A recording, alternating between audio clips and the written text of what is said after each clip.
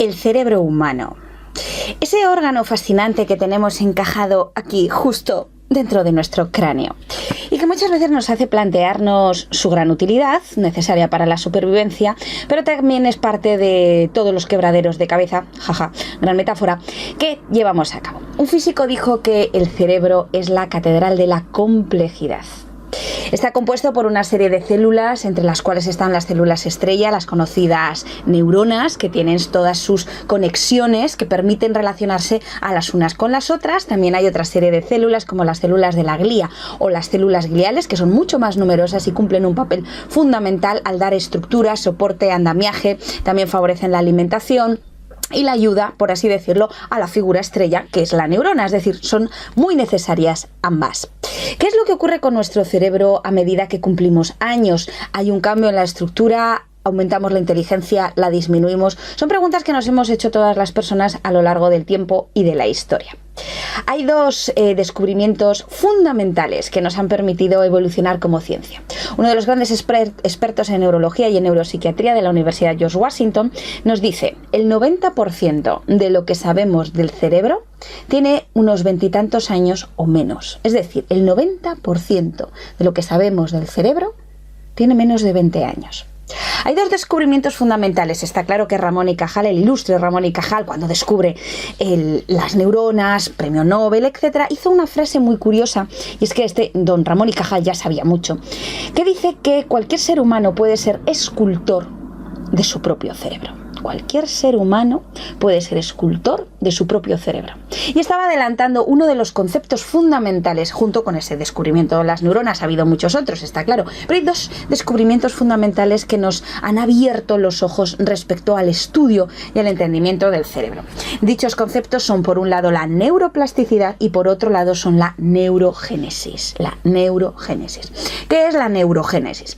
Cuando estudiamos en la facultad de todas las células del organismo que se regeneraban o no se regeneraban, nos explicaban que las neuronas son las únicas células del organismo que no se regeneran. Es decir, una vez que mueres, vienes al mundo con un número de neuronas y te vas a ir al mundo con bastantes neuronas menos, porque las que se te van a ir muriendo por el camino no se van a regenerar. Muchas de ellas entran lo que llamamos el término de apoptosis, se mueren y ya no hay más. Bueno, pues el término neurogénesis, que tendrá unos 15-20 años, nos viene a decir que eso no es exactamente así. Empezaron a hacer estudios con roedores donde descubrieron, gracias a las nuevas técnicas microscópicas, que dentro del cerebro, en determinadas zonas muy concretas, generábamos neuronas nuevas a partir de las llamadas células madre. Las células madre, por así decirlo, son células estándar que, cuando son sometidas a diversos estímulos, se pueden especializar y convertir en otras células, como puede ser la cardíaca, la del hueso, etcétera. Pues también se pueden convertir en neuronas, concretamente en la zona del hipocampo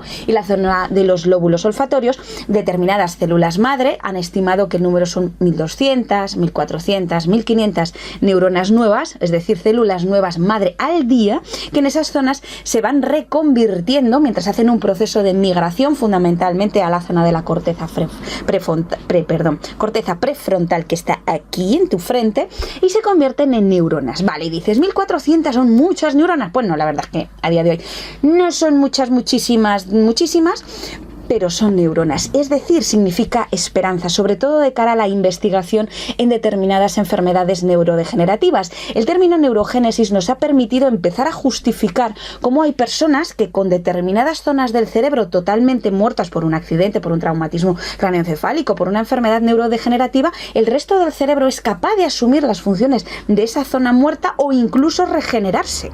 Es decir, la neurogénesis nos aporta esperanza.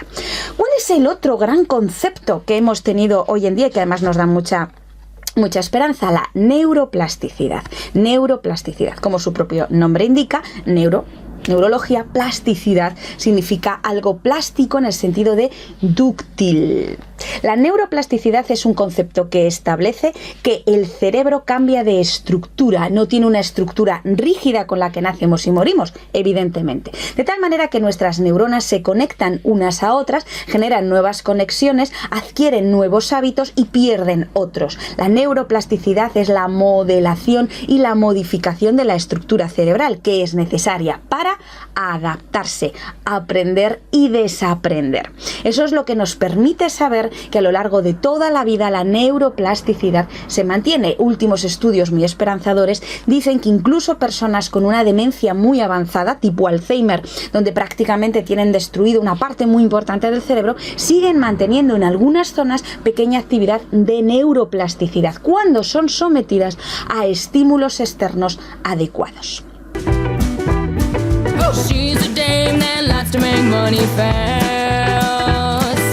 Only got time for dough and no laughs.